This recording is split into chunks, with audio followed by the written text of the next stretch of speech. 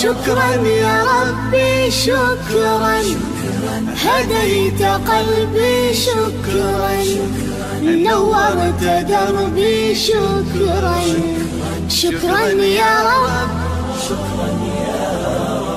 Semua Bapak Ibu sekalian, ingat kalimat ini. Saya perlambat sedikit. Bonus yang Allah berikan kepada orang yang menjadikan 4 ini sebagai model dalam kehidupan. Bonus cepatnya, maka amalan yang ia kerjakan akan mempermudah doa dia dikabulkan. Tadi saya contohkan sedikit kan. Syuhada nggak usah ditanya. Orang-orang para syuhada itu bahkan sebelum wafatnya diberikan jalan-jalan kemudahan oleh Allah. Bahkan sebelum wafat kalau benar syahidnya, itu banyak doanya yang dikabulkan. Bukankah para ulama bagian dari mujahid fisabilillah? Berapa banyak para ulama yang mengangkat tangannya dikabulkan?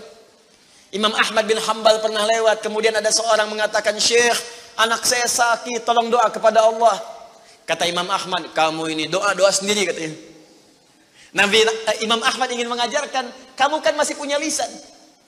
Kamu masih punya kemudian kekuatan, minta dulu sama Allah supaya ada ikhtiar. Orang itu tiba-tiba pulang, ya dengan perasaan dia agak kecewa karena Imam Ahmad tidak mendoakannya. Ternyata ketika dia pulang, Imam Ahmad berdoa kepada Allah. Ya Allah, sembuhkan anak si fulan itu. Pulang, anaknya sembuh. Allahu Akbar.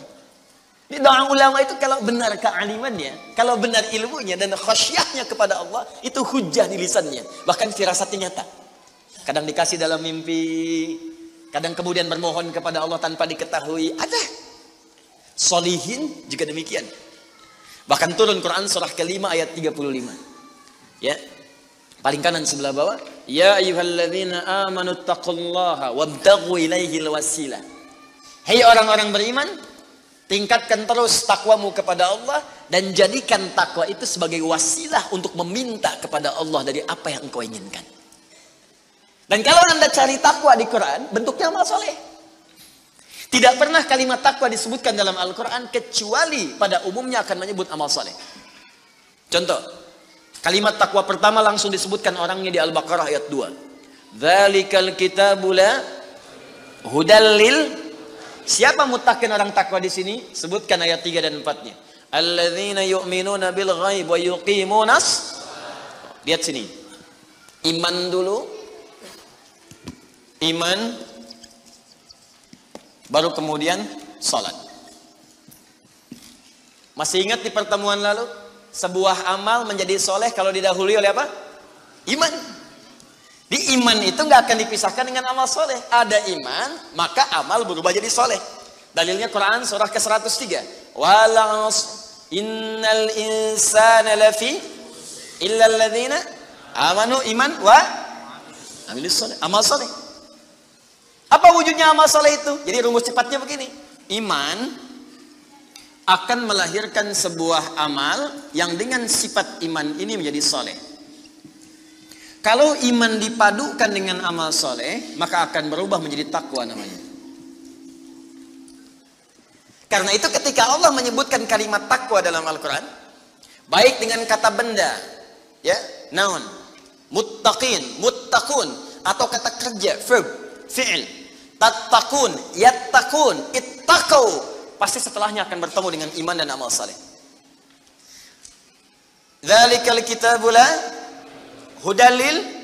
Siapa muttaqin orang takwa di sini? Alladzina yu'minuna bil ghaib wa iman lis salat. Wa mimma razaqnahum infaq dan seterusnya. Al-Baqarah 183. Ya ayyuhalladzina amanu kutiba alaikumus iman, ya ayyuhalladzina amanu kutiba alaikumus syiyam, puasa. Kama kutiba alal ladzina min la'allakum taqwa. Jelas? Maka ketika lihat rumusannya, lihat formulanya. Ini agak jarang dibahas ya. Perhatikan formulanya. Kata Allah di Quran surah ke-5 ayat ke-35. Ya ayyuhalladzina amanu. Hai orang-orang yang telah beriman. Alhamdulillah modal ini ada. Masih beriman? Alhamdulillah. Berarti modalnya sudah ada kan? Nih, yang dipanggil ini. Hai orang-orang yang telah beriman. Yang belum beriman tidak hai.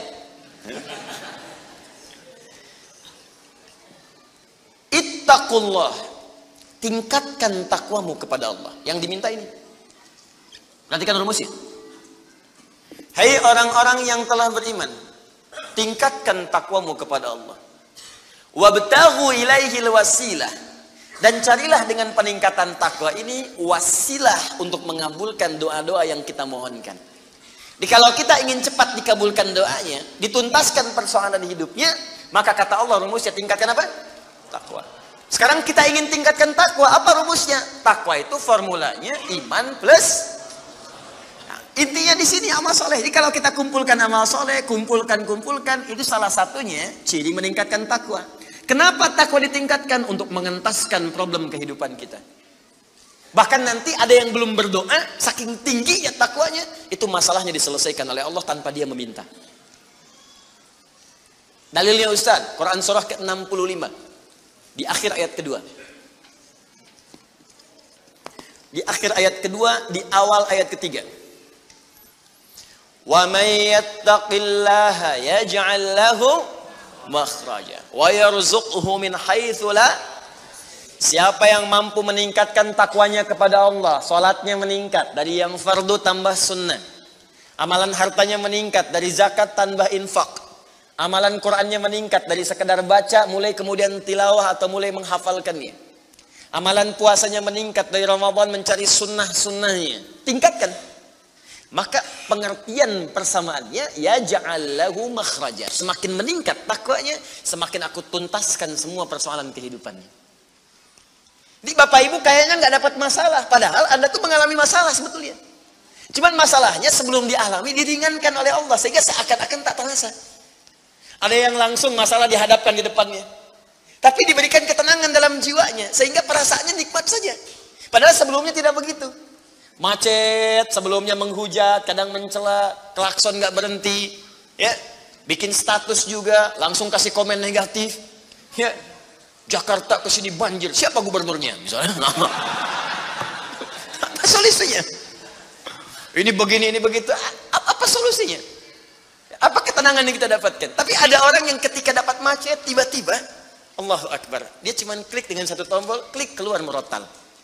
Alhamdulillah ya Allah engkau kasih macet. Kalau enggak macet seperti ini, bagaimana aku kemudian mendekat kepadamu dengan mendengar murotal ini? Ternyata ketika macetnya 15 menit, hafal ayat 3 ayat. Selalu ada hikmah dalam kehidupan. Sedang zikir, ada yang berdoa, itulah yang dimaksudkan. Dientaskan persoalan, diberikan ketenangan, dan dipahamkan tentang nikmat yang diberikan. Ada orang yang minta dulu. Nah nanti orang soleh ini, solihin, itu diantara mereka bertawasul dengan amal solehnya. Ada yang sering bersolawat, tawasul dengan solawatnya. Ada yang sering infak, tawasul dengan infaknya. Bukankah kita pernah mendengar kisah yang sangat viral? Padahal masa itu belum ada media sosial. Tapi sampai kekinian sekarang. Kisah ini terjadi sangat lampau. Sampai sekarang lewat 15 abad masih viral, dibukukan. Perhatikan, kalau kita ikhlas, maka semua kisah kebaikan kita akan diangkat sampai di masa yang tidak batas, sampai terjadi hari kiamat kembali kepada Allah Subhanahu wa taala. Walaupun komunikasi alatnya tidak lengkap. Pernah dengar kisah 3 orang yang sedang berjalan kemudian tiba-tiba ada hujan, berlindung masuk ke sebuah gua. Begitu masuk di dalam gua itu, kisahnya sangat populer sekali sampai ada di Sahih Al-Bukhari sampai sekarang sedang dikisahkan. 3 orang laki-laki sedang berjalan beraktivitas. Tiba-tiba datang hujan deras, berlindung masuk ke dalam sebuah gua. Ketika duduk di gua itu tanpa sadar batu dari atas menggelinding menutup ke dalam muka pintu gua itu. Pus, rap. Saking padatnya tidak meninggalkan celah yang cukup untuk mereka keluar. Akhirnya setelah reda berusaha untuk mendorong. 3 orang nggak sanggup. 1 lemas, yang 2 dorong makin nggak sanggup. 1 lebih lemas, 1 orang dorong ya sama betul-betul nggak sanggup. 3 aja nggak sanggup, 1 pengen dorong, nggak bisa. Akhirnya yang paham rumus ini, dari 3 orang itu, mulai berkata kepada teman yang 2, ini mustahil kita bisa kemudian tuntaskan, kecuali kita bertawasul dengan amal soleh yang pernah kita kumpulkan dalam hidup. Jika kita sudah merasa tak mampu sebagai makhluk, maka ini tanda dari Allah untuk meminta kepada Khalik. Dan disinilah kita disadarkan oleh Allah pentingnya amal soleh. Maka kalau kita sudah merasa amal soleh kita bermanfaat, bahkan bisa dipakai dalam doa, nanti akan semakin semangat amal solehnya. Itu rumus Pak Bu. Di sekarang banyak orang itu tidak mengerti kenapa mesti beramal soleh. Karena itu ketika diminta beramal, malas. Maghrib sudah sholat, begitu isya dan Allahu Akbar. Ayo isya, kok cepet amat, barusan udah maghrib sekarang isya lagi. Tapi kalau orang yang mengerti, Allahu Akbar, mudah-mudahan tiap menit sholat. Kata bisa minta. Bukankah dalam sholat itu minta? Ya, Rabbighfirli warhamni wajburni warfa'ni, permintaan semua. Dalam sujud minta lagi, minta. Selesai. Maka 3 orang itu bermohon dengan amalannya. Yang satu mengatakan, ya Allah, saya punya seorang ibu yang saya baktikan hidup saya untuk melayani beliau. Saya bekerja pulang kemudian tidak pernah saya mengambil sesuatu sebelum ibu saya dulu. Apa yang saya lakukan sebelum tidur, saya kemudian siapkan susu untuknya saat bangun, kemudian saya berikan terlebih dahulu. Saya tidak pernah menyentuh makanan sebelum ibu saya terlebih dahulu menyentuhnya. Satu kali saya datang, ya Allah, mendapati beliau sudah tertidur. Maka saya tidak berani menyentuh kemudian makanan itu. Dan saya punya kebiasaan ketika bangun saya siapkan air susu. Ya, saya bayangkan ibu memberikan ASI kepada saya, maka sekarang saatnya saya memberikan susu kepadanya. Kemudian saya tunggu di sampingnya, saya sampai ibu saya tertidur sampai bangun. Ketika dia bangun, saya tidak pernah terangkan kepadanya bahwa saya memegang nampan itu dari sejak malam sampai dia bangun. Kemudian saya tuangkan, saya minumkan kepada beliau, setelah beliau menyentuh baru saya makan. Kalau ini menjadi amal soleh yang pernah saya kerjakan, ya Allah, dan Engkau ridha dengannya, mohon bebaskan kami dari kungkungan batu ini. Yang tadinya tidak bergerak, begitu didorong bergeser. Mau keluar masih susah. Ya, ini pertanda dari Allah ingin mendengar semua amalan-amalannya supaya adil terdengar keseluruhannya. Kedua, ya Allah, saya pernah mimpin suatu perusahaan. Kalau bahasa kita sekarang, saya pernah punya bisnis, ya Allah. Kemudian ada karyawan saya, tiba kemudian pamit meninggalkan pekerjaan, tapi gajinya belum saya berikan. Lantas saya simpan gaji itu, dia tak kunjung datang. Kemudian saya berinisiatif, ya Allah, untuk menjadikan gajinya dia sebagai modal, karena khawatir kalau pulang nilainya sudah berkurang. Maka dibelikanlah oleh saya, ya Allah, kambing. Kemudian dikelola kambing itu. Sampai bertahun-tahun datang, kambingnya sudah penuh, ya Allah, dengan berbagai kandang. Ternak sudah banyak, selapangan sudah kumpul. Begitu dia datang, saya berikan kepadanya semuanya itu, dia mengatakan, kamu bercanda ya? Gaji saya kan cuma 1 juta, kenapa dibalikin tiba-tiba ada 1000 kambing? Orang ini mengatakan, kamu bercanda. Kata orang tadi, tidak, saya tidak bercanda, tapi ini hak kamu yang saya kembalikan. Dikisahkan kisahnya, saya belikan kambing, saya jaga dengan rawat dengan baik. Lantas dia mengambil semua kambing itu, ya Allah, tanpa memberikan kepadaku sedikit pun. Makasih ya, pergi gitu kan. Masya Allah. Ya gitu, kalau Baduy itu unik gitu ya, bukan yang di sini, Arab maksudnya, ya. Unik gitu. Jadi lugu, polos, berangkat. Ya, apa yang terjadi? Maka aku pun, ya Allah, menerima dengan berharap ridhomu saja tanpa meminta imbalan sedikit pun darinya. Dia pergi meninggalkanku, aku mengharap ridho darimu. Maka aku bermohon kepadamu, ya Rabb, kalau dengan itu kemudian engkau ridho, maka bebaskan kami dari kungkungan batu ini. Didorong, geser lagi. Perhatikan bagian yang ketiga ini. Ini tidak mudah karena termasuk bagian dari dosa besar. Meninggalkan dosa besar mendatangkan anugerah yang berlimpah tanpa batas. Ya Allah, dulu aku seorang rentenir. Wah, banyak sekarang nih. Ya, yang benjol-benjol, yang catat-catat. Dulu aku seorang rentenir. Ya. Kemudian, ya Allah, aku pinjamkan kepada orang-orang untuk mengambil bunga yang berlipat dan lebih banyak. Tapi aku mencintai seorang putri dari pamanku. Setiap aku lamar dia selalu menolak. Putrinya itu orang soleh, Pak, Bu, baik. Makanya di Quran jelas orang soleh nggak akan dipertemukan dengan yang kurang baik. Tapi jangan pesimis dulu. Caranya jadi orang baik dulu, nanti akan diarahkan pada yang baik. Sabar. Datang sendiri nanti. Ya. Maka apa yang terjadi? Satu saat aku punya kesempatan karena pamannya ternyata butuh modal, aku pinjamkan. Lama dia kemudian tidak bayar-bayar sampai menggelinding hutangnya begitu banyak terkumpul. Datanglah kemudian anak gadisnya kepadaku untuk minta keringanan. Maka aku katakan kepadanya, malam ini pun hutang bapakmu aku akan lunasi seluruhnya tanpa kecuali kalau malam ini engkau mau bergaul denganku. Maka anak perempuan itu sedih, merasa terancam, tapi tak mampu berbuat banyak untuk bapaknya, dia pasrah kemudian mengiyakan. Di malam itulah sejak aku siap-siap untuk menggaulinya, tiba-tiba si gadis itu dengan fitrah lisannya mengatakan, nih kalau orang nggak pernah maksiat, ini kalimatnya itu tinggi sekali, besar, pengaruhnya banyak.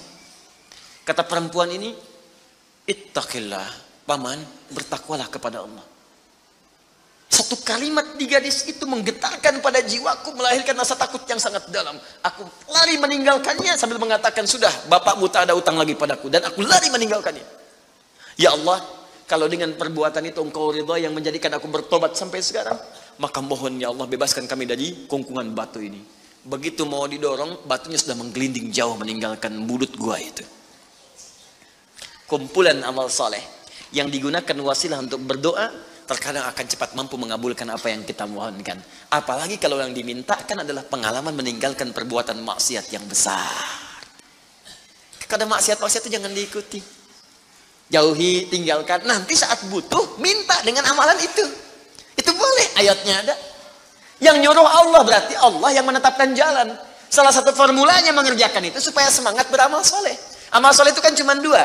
Kalau enggak if'al, wala taf'al. Do it, live it. Kerjakan, tinggalkan. Kerjakan sholat, jauhi zina. Kerjakan kemudian infak, jauhi bohong. Kerjakan ini, tinggalkan ini. Anda cukup kerjakan, tinggalkan. Dan dengan wasilah itu minta kepada Allah. Jelas di sini?